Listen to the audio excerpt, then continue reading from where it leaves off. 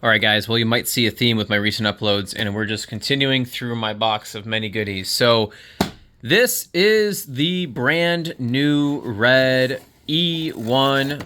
Oh, ignore that cache. Someone owed me money, and that's where I stored it. Brand new E1 red cassette, and this is the unboxing. So cardboard, some random little thing warning you, and here we go. This is what it looks like. What a beautiful piece of kit. I have to say, this looks a lot like Generation D1. It feels a tiny bit lighter. This one has a really nice color to it. A bit more green, I think, than the last one I got, but still pretty good. So we'll make this video short. We're going to weigh this bad boy. This is a quickly 10 to 33 12-speed E1 red cassette.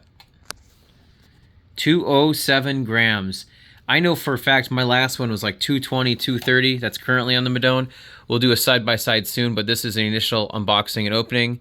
We can see all the black kind of rubberized in between the chain rings. Keep it nice and quiet.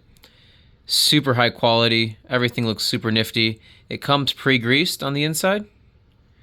The back part, you can see this aluminum is pinned, and each of the pins is rainbow, connected to this steel X-Dome cassette. Super high quality, looks super good. This gear ratio, I think, is a good in-between. My issue is I often find myself looking for that 16th gear.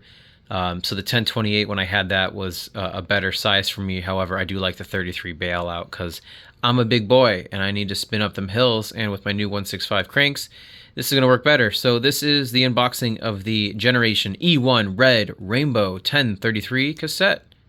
Let me know if you have any questions. Thanks.